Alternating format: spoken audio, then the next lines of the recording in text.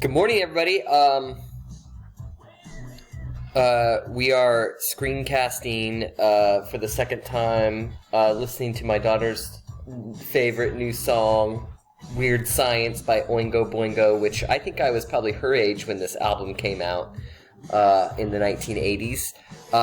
But we are going to be continuing part 2 of Later Europe and the Americas, 1750 to 1980. So I posted a notes page for you guys. It's a little bit out of order, but we're going to start really quickly with the Impressionists today. This was a slide that we left off yesterday. This is a slide, or not yesterday, but the last time we had this conversation. I wanted to pick up from there. I want you guys to notice a few things. In our last conversation, and I gave you an EQ, an essential question on Gustave Courbet's The Stonebreakers, which is this piece right here. Let's see if I can get my pen working. I'm going to go with green ink. This piece right here, Gustave Courbet's Stonebreakers, which was painted in 1849, which we said was a year after the Revolution of 1848, which established a republic. We also mentioned that in 1849, Courbet himself was part of a kind of revolution in which they established the Paris Commune in Paris, France, which was an experiment in communism. We know that realists and realism was very much reactionary against Romanticism. So realists and realism in particular wanted to focus on real life as opposed to taking elements of the contemporary world and sort of playing them up into these sort of romantic and romanticized events. So Courbet wanted to focus on the everyday, on the real world, on the changing and monumental changes within his own society as evidenced through the Industrial Revolution. Realists took the average everyday worker, put them onto monumental canvases to sort of exhibit to the public the plight of the masses and the plight of the working class, which are very communist ideas and communist notions. Interestingly enough, and I think this is something that we kind of mentioned, Courbet was sort of lauded, he himself sort of like celebrated the fact that he took the real world, and he painted the real world. But in fact, as we mentioned previously, his art actually was painted in a studio. And by contrast, the Impressionists, who were becoming rapidly more popular down here, actually were some of the very first people to be, this is Impressionists, some of the first painters to actually be painting from nature in nature. And we mentioned this before, using industrial produced painting tubes and canvases. They could actually go out in nature and paint. What I want to do today, though, is I want to focus on the evolution of formal elements. If we start with the Romantics, we know that the Romantics increasingly created loose brush work and loose brush styles. In particular, if we look at the work of Turner, it's hard not to sort of imagine how Turner himself isn't somehow responsible for the incredibly, and let's go and take a look at this piece right here, the incredibly sort of like rapid pace at which the paint is applied. And if you look at the surface of the paint, you can see actual evidence of the brush strokes, right? And you can see it all over. It's though the painter sort of like dashed these things off as opposed to carefully painting. And the sort of modeled creation of things that seems to be built up by several like little dashes of paint as opposed to, again, very careful draftsmanship of any kind. That's the kind of thing that I feel like you do see. You see that in the sky here in Turner's painting. So one might argue that you can't really have Impressionist painting. You can't really have Impressionist painting without the loose brushwork of the Romantics that came before. One might also argue that you can't have Impressionism without the close eye and the attention to detail, specifically the attention to the changing relationship between man and the environment around him in the industrial world, without realism.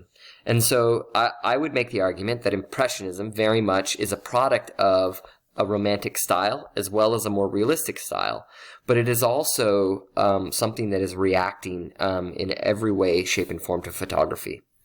So photography is something that, like if we look at Daguerre's work, is capturing life. This is a still life, and it's capturing life.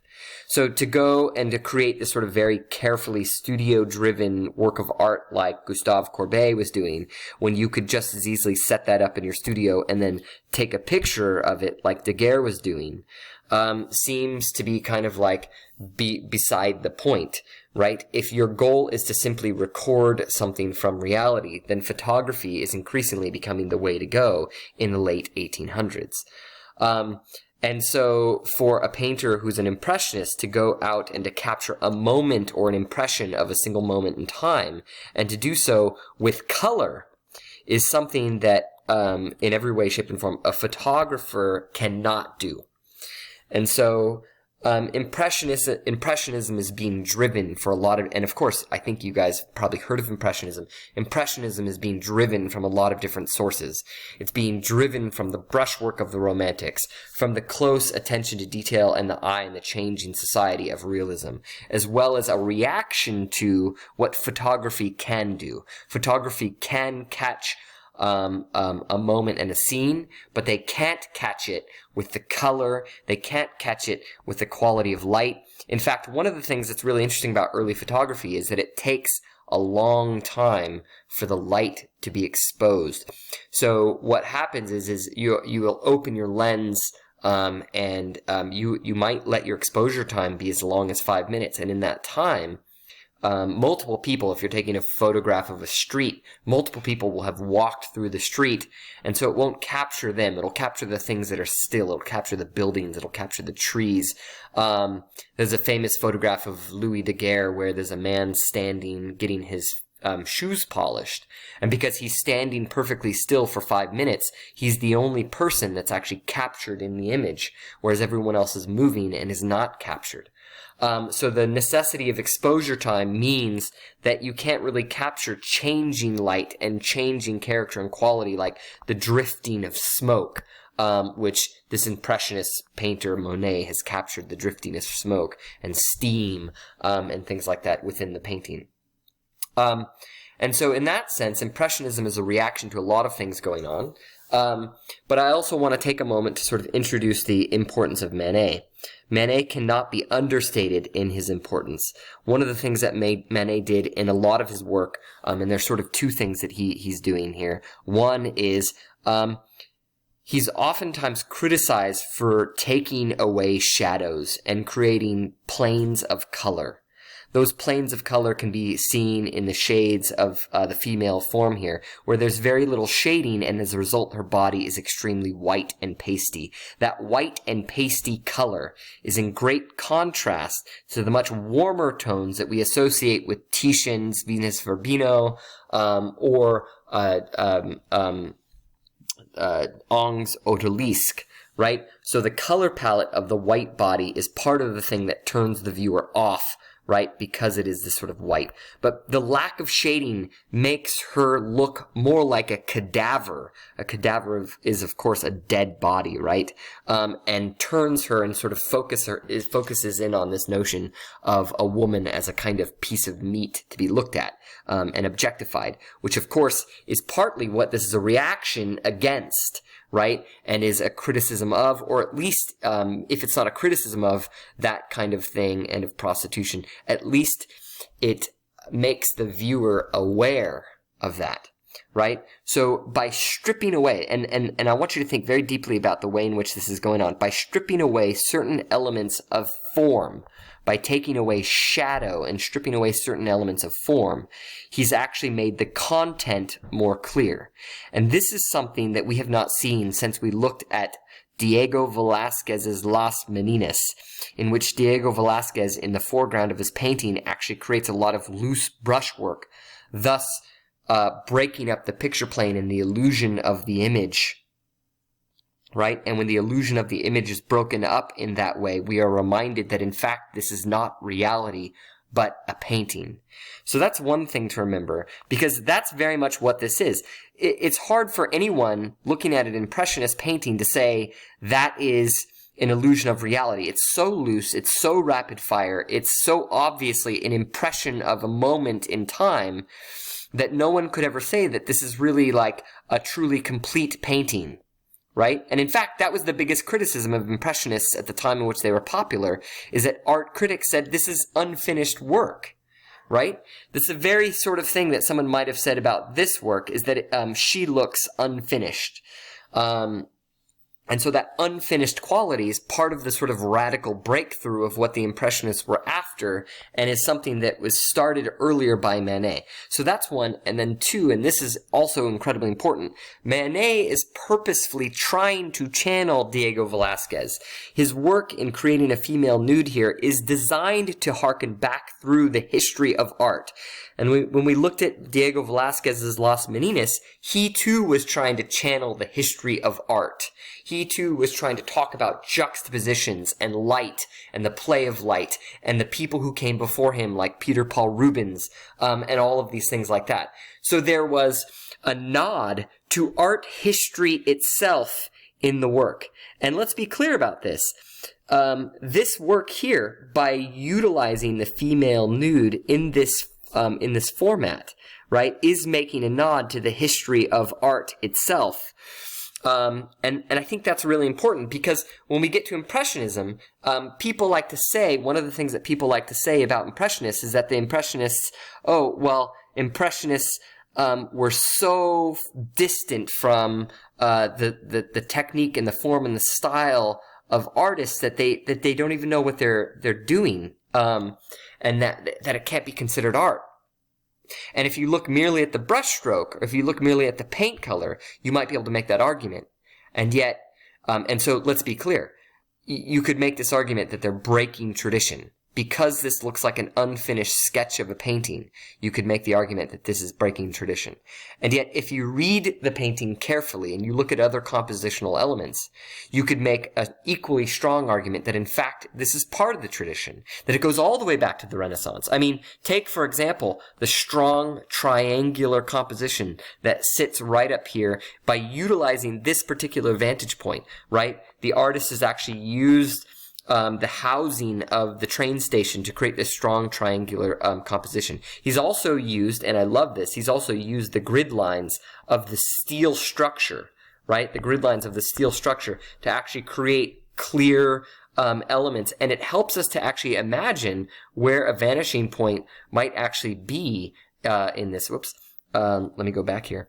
We can actually trace these lines and sort of bring these down. And so we actually have built-in orthogonals into the picture plane here, recognizing that our vanishing point is probably somewhere down towards the bottom.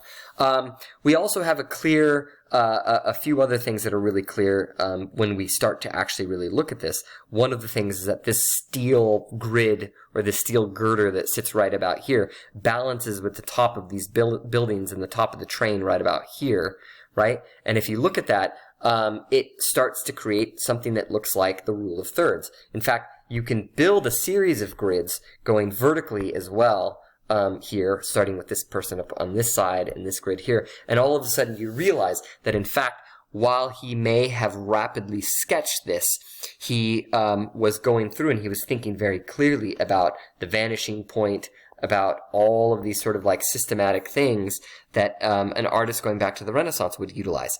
I would also point out that this is a painting that would be sold to the general population. And one of the things that Monet was particularly in tune with was the realization that the general population liked pretty art. And the classic example of pretty art, of course, would be Rococo art, right? And this makes use very clearly, I think, and very quite obviously, I'm going to write that somewhere else, of the Rococo palette, right? And when I say the Rococo palette, I mean the light pinks and oranges, the light blues, and yellows and things like that. All of those things, they're not just in this painting, but they're in several paintings by Monet and the Impressionists, the use of that Rococo palette. So when we look at the Impressionists, what may seem like a pretty painting for people to enjoy in their house is in fact significantly more complex than that, and I want people to sort of realize that Impressionism is, on the one hand, a reaction to the changes in society and culture, the rapid changes, like the Industrial Revolution, and it does, to a certain extent, throw away certain traditional elements of painting. But simultaneously, these artists are maintaining some of those traditions. If we go and we look at an exhibition of art, and I'm going to sort of skip through a few pieces really quickly, and we're going to look at Mary Cassatt really quickly. If we look at an exhibition of Impressionists, Mary Cassatt is widely regarded to be one of the most famous American Impressionists. But so she was an American woman who exhibited with the Impressionists in Paris, France. So she actually traveled and worked with Monet briefly and the other Impressionists at the time, and in the late 1880s and 90s actually exhibited with the Impressionists. But if you look at her work, one of the things you'll be able to tell is that, in fact, her work doesn't really seem to have a lot in common with the work of the Impressionists. If there is one thing that is in common, it's the sort of the unfinished quality. You can see some of these sort of lines, or going back to Manet, that sort of block of paint that looks more like a wood block, right? And the lack of shading and shadow. And that's the sort of thing that makes for a sort of very two-dimensional and flat surface as opposed to a deep three-dimensional surface. In fact, the only things here in this painting that hint at a three-dimensional surface are these sort of strong linear lines that dig down into the corner here, where we would imagine that the corner of the room is. Other than that, though, all of this stuff ends up being very flat. And in fact, her inspiration for doing this comes from, and I've included it on the other side, comes from Japanese woodblock painting.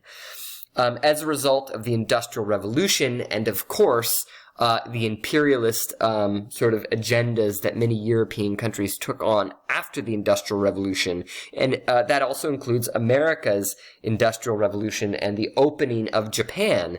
Japanese art, especially the art of the 19th century, specifically early 19th century Japanese art, so like in the 1830s, would be exported to Europe. And so for the first time, Europeans would be getting a glimpse into Japanese art, and Japanese art became so popular in Europe and America, it actually developed a French term called Japanisme. And Japanisme is just a French term that refers to anything that was popular amongst Europeans, anything Japanese that was popular amongst Europeans. And one of the things that happened is that European artists began copying Japanese style. This just so happened to coincide with the arrival of Impressionism at the same time. And so Impressionism has a lot of different things going on in it. And one of the things that I want to bring your attention to when we talk about that looks unfinished there. When we talk about Mary Cassatt is we have to talk about her desire to not just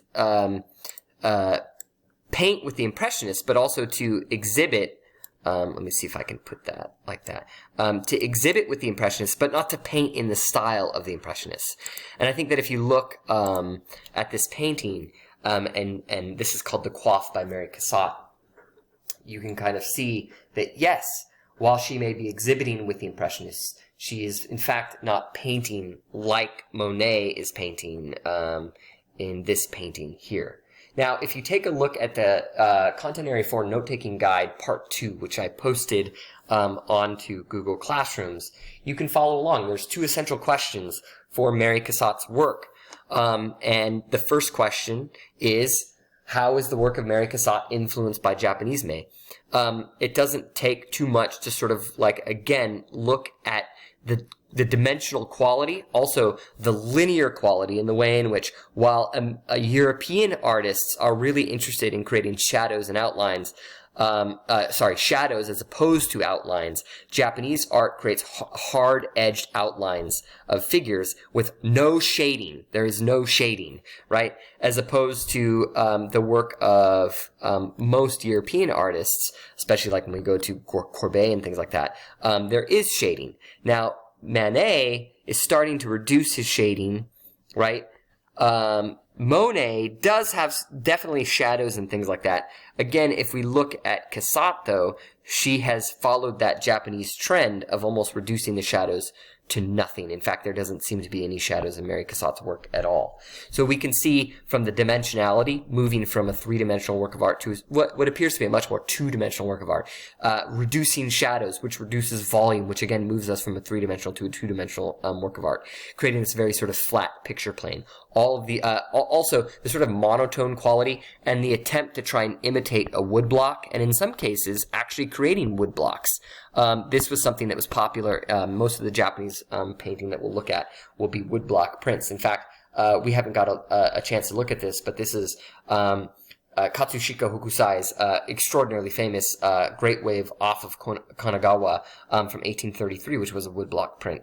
So the primary style through which the Japanese made art was through woodblock prints. Now, the Asian art is not actually going to be tested this year as a result of the break and coronavirus and things like that. But that does not mean that there won't be questions on it because of the way in which it has influenced Impressionist art. The other question for Mary Cassatt's work says, during an exhibition with other Impressionist artists, Mary Cassatt is quoted as saying, "Our exhibition was a protest against official exhibitions and not a grouping of artists with the same tendencies." And then it asks you to use Monet's work to sort of make that argument.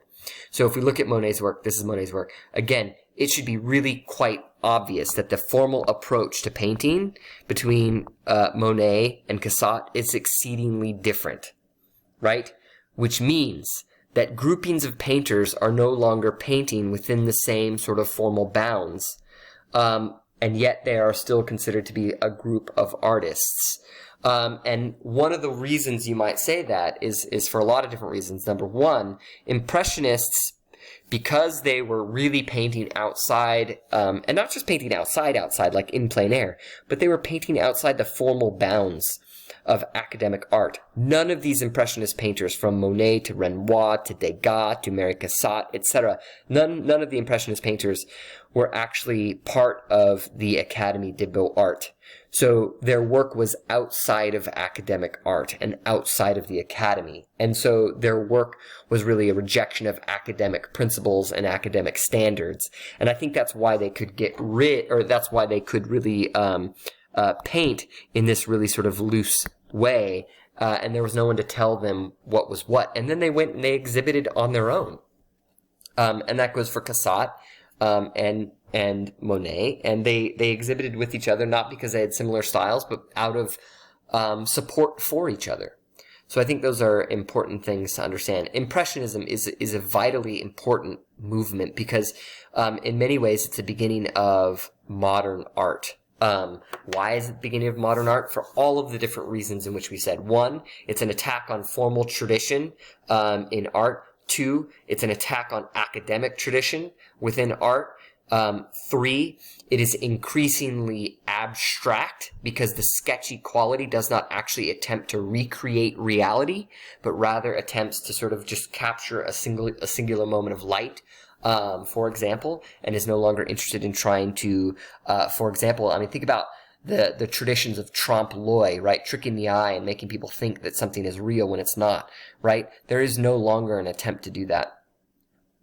Now, as we move to the end of the 19th century, we move from the Impressionists to the Post-Impressionists. The most famous Post-Impressionist is obviously Vincent van Gogh. I want to read through some of the things that I've posted here, as well as talk a little bit about the EQs for Van Gogh. On the left-hand side is a really interesting painting by Jose Velasco. Jose Velasco was painting in Mexico at the time. And in fact, the painting that you're looking at is an image of Mexico. In fact, if we zoom in really far, where the hand is right here, I'll circle it really quickly. This is actually the early foundations of Mexico right here. If I zoom out really quickly, this here, let me see if I can go back to, I'm just going to discard and start over and see if that helps. This here is Mexico. This is one of the major cathedrals. And in fact, if you recall, You will recall that Tenochtitlan, the city of the capital city of the Aztecs, right, was actually conquered by the Spanish, and then Mexico City was actually built right on top. So Tenochtitlan was built on a lake, and again they created all of this land by putting posts into the ground and then pulling the water out, pumping the water out, and then dumping dirt in its place. Which is why Mexico City is still sinking to this day. So this is Mexico City here. These are the two mountains that were considered to be Aztec gods. You can look up their names in a minute. And so this is a classic example of Romanticism. And this painting is all about romanticizing the future of Mexico. Mexico was looking to become a powerful independent state on its own. And Velasco is painting in the late 1880s in this romantic style. He's an academic artist. He's an academic artist, and I think that you can tell he's an academic artist because there is this sort of very high value to the formal elements of his work and the content of his work.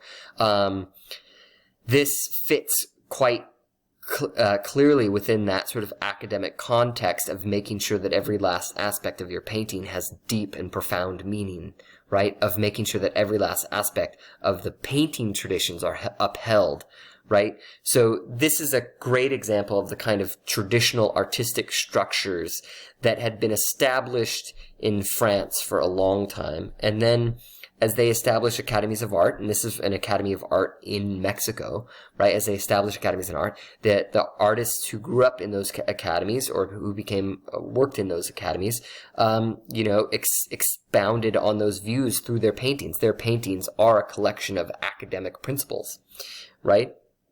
And by contrast, if we look at Van Gogh's work is outside of the academy. He never was successful in his life, and these two works you couldn't find more contrast between the two. Velasco was famous in his own time. He was a widely celebrated in Mexico academic artist. His work helped to promote romantic nationalistic identity in Mexico. He became famous and critically acclaimed, and yet. Anybody studying art from the 1880s today would probably never study Velasco. Van Gogh, on the other hand, if people were studying today, they'd all be studying Van Gogh instead. And interestingly enough, Van Gogh is the exact opposite of Velasco. Throughout Van Gogh's entire life, he sold a single painting, and that's even though his brother was an art dealer. His brother was an art dealer, and he only sold a single painting in his entire life. That's completely absurd if you think about it. He was never famous in his own lifetime. He was poor. People didn't like his work. He seemed to really be painting for himself rather than for other people, although he did send a lot of his work to his brother in order to try and sell it. And his brother was unsuccessful. We know that Van Gogh consciously eschewed traditional artistic training, so he went away from artistic training. He was actually more interested in what the Impressionists were doing. And he does use, to an extent, he uses an Impressionist style. If we look at the work of Monet and the quick dashes of paint that seem to be applied in order to capture light at a particular moment, here we have that same technique of the rapid application of paint. Here, for the first time, we can see every movement of the painter. Every single one of these strokes of paint it's like a record of the movement of Van Gogh. And so that was not popular. We have these thick outlines, which an academic painter would never do. We have unmixed paint, which an academic painter would never do. And by unmixed paint, I'm referring to, like, look at the bushes and the way you've got green underneath and then blue and black on top. And you can tell that instead of mixing the colors, all of the colors are quite clearly sitting right on top of each other, right? So again, all of these things are outside of the traditions of academic art. And yet, Van Gogh's work is not just important for its formal approach. Yes, its formal approach breaks from tradition, But there are so many other things that we need to talk about when talking about Van Gogh. So let's go ahead and jump into Van Gogh. And to be honest, Van Gogh, the conversation about Van Gogh is kind of a long one. I'm not going to talk about the things that people traditionally talk about when talking about Van Gogh. You can easily find that on the internet just about anywhere that you want. What I want to actually talk about is transcendentalism. Transcendentalism was a movement that was popular. Let's see if I can get that to right. Transcendentalism. Transcendentalism.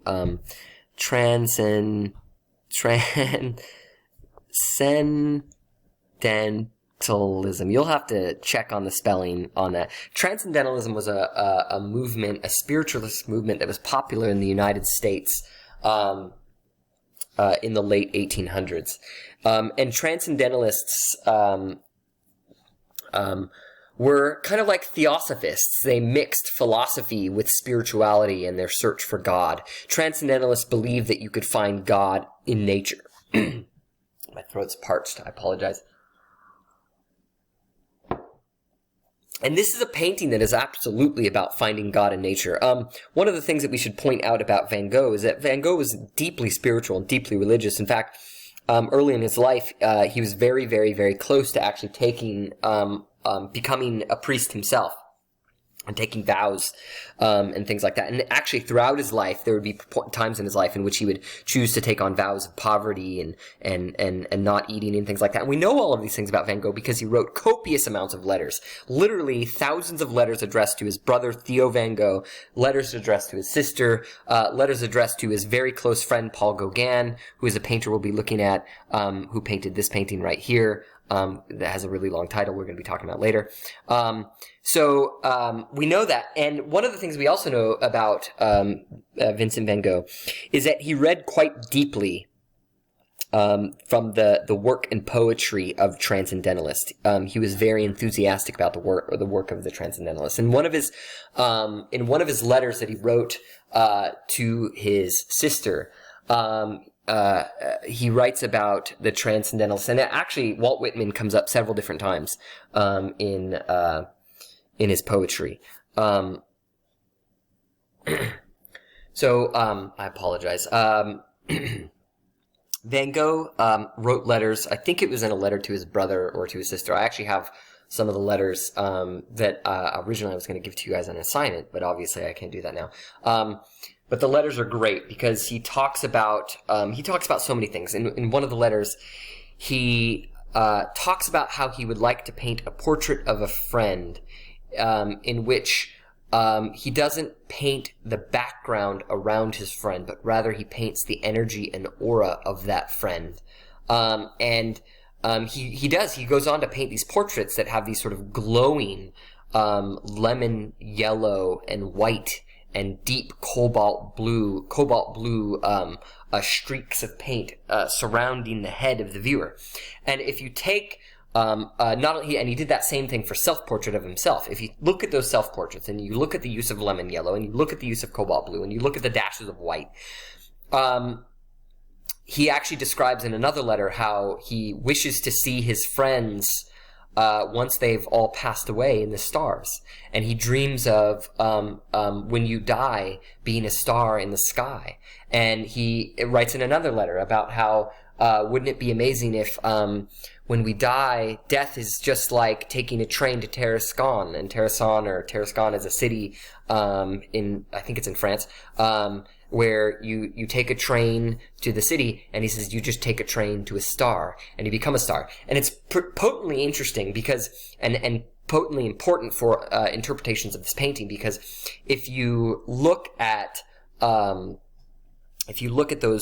portraits, what you'll see is that all of those portraits have around them basically the same coloration, the same colors that you see in the night sky here.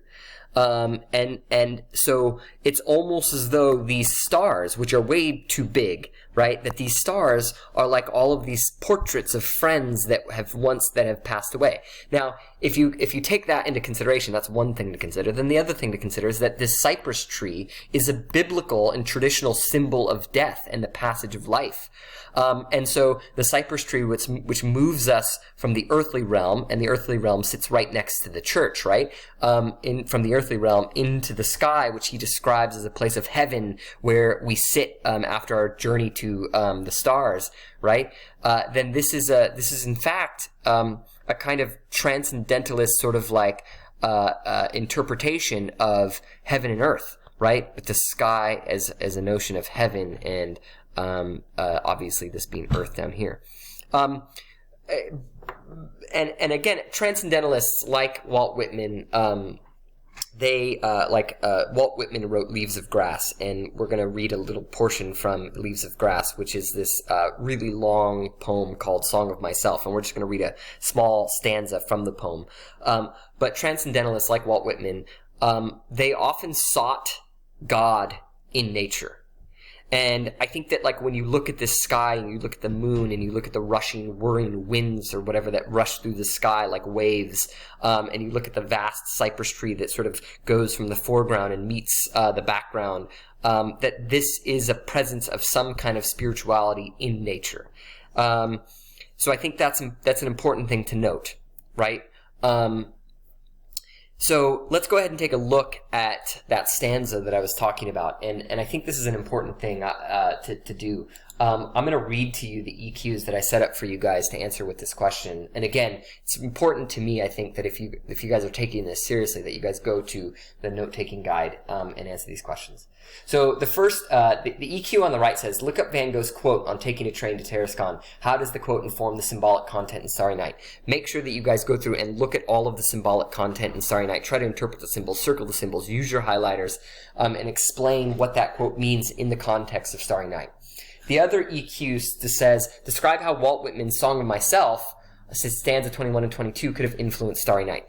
So, going back to his letters, in one of his letters, Van Gogh writes specifically about Walt Whitman, and he writes specifically about the Song of Myself, and he writes specifically about how the words from that poem have moved him so deeply, and he begs his siblings to read the work. In fact, I believe in the letter he even encloses a copy of Leaves of Grass, which is what where Song of Myself is contained.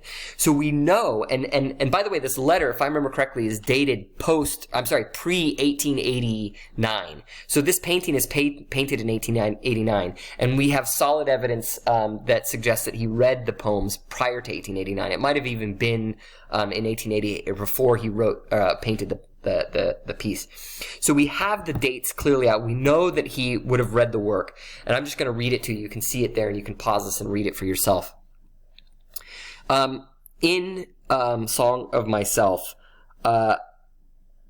and specifically in Leaves of Grass, Walt Whitman is doing two things, I think. One is he's celebrating democracy, and he's celebrating egalitarianism.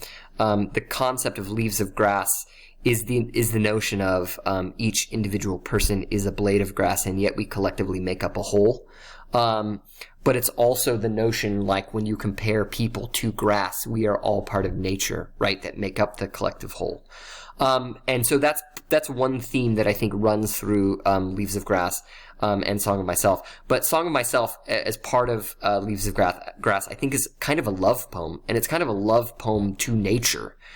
And his love of nature and his sense of belonging. And his love of nature is very much a love of himself, because as Leaves of Grass intends, you know, each blade of grass is a part of nature, and therefore your love of nature is a love of yourself. But also, your love of yourself and your love of nature is also therefore a love of everyone else, because everyone else is part of the collective whole that makes up nature. And so, in some sense, the poem is a love poem to nature, but it therefore is a love poem to himself and to nature. And it's a very, very interesting poem. So I'm going to read this sort of short stanza for you. It says, I am he, that walks with the tender and growing night. I call to the earth and sea half held by the night. So a couple things I want to point out here. The growing night, the sea half held by the night. So if we look here, we see something that looks like waves crashing in the sky, and the sea half held by the night. I'll just stop for just one moment and remind everybody that Van Gogh, like so many other Impressionist and post-Impressionist artists, was obsessed with Japanese art. We know he had paintings by Katsushika Hokusai, including The Great Wave off Kanagawa. He had woodblock prints, and in fact, he painted paintings of his friends with collections of woodblock prints in the background. In fact, we know that some of these woodblock prints in the background are by Katsushika Hokusai. So to be clear, this is a painting by Vincent van Gogh with his collection of woodblock prints in the background. So for him, he's already thinking about things like this. Then he's reading Song of Myself and thinking about the sea and the growing night and all of these things like that. So to me, it's not a far stretch to kind of see Katsushika's crashing wave in the distance in the night, especially as he reads through this poem that talks about the earth and the sea and the night, sort of all bound up in one.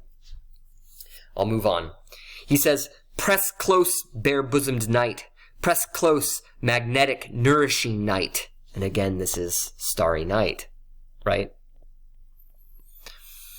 "Night of the south winds." And again, here the winds eddying through the sky. This may be the wind, it may be the ocean, it may be the sort of duality of the wind of the ocean, or the movement of the two. "Night of the south winds, night of the few large stars," or sorry, of the large few stars. When I look at this painting, I think of these things. I mean, it's almost as though to me that Van Gogh has read this poem and then painted it. "Still nodding night, mad naked summer night. Smile, O voluptuous cool breath earth." So now he switches off to the earth down below. "Earth of the slumbering and liquid trees." And again, I cannot think of a better example of a liquid tree than the pouring thick impasto style paint. And impasto is a sort of thick application of paint that Van Gogh uses that sort of creates a sort of liquid effect, right? Especially in his creation of this tree here. "Earth of the slumbering and liquid trees, earth of the departed sunset, earth of the mountains misty topped." And here I think we see the mist on top of the mountains. "Earth of the vitreous pour of the full moon just tinged with blue." Now, interestingly enough, this is a cobalt blue, and the cobalt blue is something that we know was invented by the Dutch during the Industrial Revolution. That cobalt blue was then traded by the Dutch to the Japanese. The Dutch missionaries were the only people that were allowed to trade with the Japanese for a long time, which is why cobalt blue makes its way into these early examples of Hokusai's work. And Hokusai's work not only uses cobalt blue, but a lot of Japanese uses cobalt blue. They were obsessed with it. It was a fad because it was only available through European trade, and European trade was only being done in the 1830s by the Dutch. It wouldn't be until significantly later that you have the Americans sailing into Japanese harbor and forcing them to open trade and things like that. So his decision to use cobalt blue could be come from the poem, could be coming from Japanese but it probably also comes from his desire, because cobalt blue is this really deep dark blue, and we know that he is, after all, an expressionist who's trying to express his feeling and emotion through color. So that blue is so important. "Earth of shine and dark modeling the tide of the river." Earth of shine and dark modeling the tide of the river. I do feel like there's something to be said here where the sky becomes an eddying river or waves, and there's this sort of like thing where you can't really tell whether the sky is intentionally sort of metaphorically a river or not. "Earth of the limpid gray of clouds brighter and clearer for my sake, far swooping elbowed earth, rich apple blossomed earth, smile, for your lover comes." So what a powerful and beautiful poem that I think so perfectly expresses all of the ideas that we see in Starry Night. I hope that I have painted for you guys a picture of Van Gogh as not a simpleton who went partially insane and wanted to paint how he feels, but rather is an intellectual who has sourced countless different regions, from the Japanese to the Americans, and sort of brought in all of these different concepts, and has created not something that is purely an expression of emotion, but is conceptually a very deep sort of like synchronizing or syncretism, bringing together lots of different ideas, a syncretism into a single sort of his own sort of spiritual ideas, right? Synchronizing Walt Whitman's transcendentalism in general, syncretizing that with Japanese May and the ideas from Japanese May into his own sort of like spiritual concepts. I think that's really, really important to sort of realize that people have a tendency to oversimplify his work when in fact it's much more complex than that. We know about the complexity of his spiritualism also because he wrote countless letters to Paul Gauguin. And Paul Gauguin, like Van Gogh, was also interested in seeking out a spirituality. Both of these artists fled large industrial life. Van Gogh and Gauguin both wanted to live in Paris because that's where the art scene was. But with the Industrial Revolution creating this sort of uncomfortable and dirty city and busy and all of these things, they sought for a kind of like a spiritual release from this sort of big and jumbled industrial city. We know that Van Gogh went to the countryside, like Arles, France, and various other places, and sought to find peace in the countryside. He didn't find that peace. He never found peace, as you know. He would eventually take his own life. Gauguin, similarly, decided that he wanted to find a kind of Garden of Eden himself. And Gauguin, like Van Gogh, started very much as a sort of Christian spiritualist. Both of these guys started very much as Christians, but would their sort of Christian notions would evolve. The way in which Gauguin fled from reality is he went to Tahiti. And this obviously is a work that captures Tahitian people and Tahitian islands and Tahitian spirituality and things like that. But it's actually mixed or syncretized, much like Van Gogh's work is. It's mixed or syncretized with Christianity. His ideas were really to sort of like take the ideas of Christian spirituality and mix them with Tahitian spirituality. So the central scene, for example, is quite clearly Eve in the garden picking from the tree of knowledge, right? And then you have other scenes of gods and things like that. You have the old and you have the young, perhaps reflecting life and death. You have the new birth and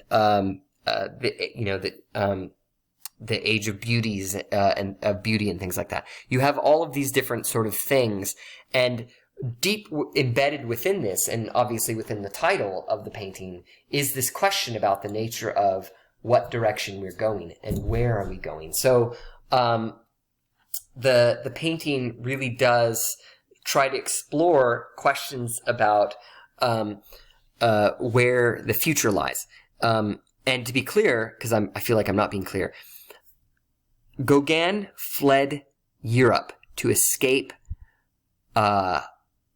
what he believed to be the evils of industrial society. And when he went to Tahiti, he hoped to find a kind of paradise, a Garden of Eden, if you will. And what he realized is that the Tahitians had all of the same flaws as Europeans. In the same way that Europeans, seemingly spiritually, so to speak, picked from the tree of knowledge, and the more knowledge and understanding they had of the world, the more they were able to destroy the world around them. What Gauguin saw on Tahiti was that the Tahitian people, just like Europeans, sought for new devices, sought for new opportunities, sought for new things, and did not intend on keeping any kind of like spiritual Garden of Eden. And so they were prey to the very same wants and desires as Europeans were.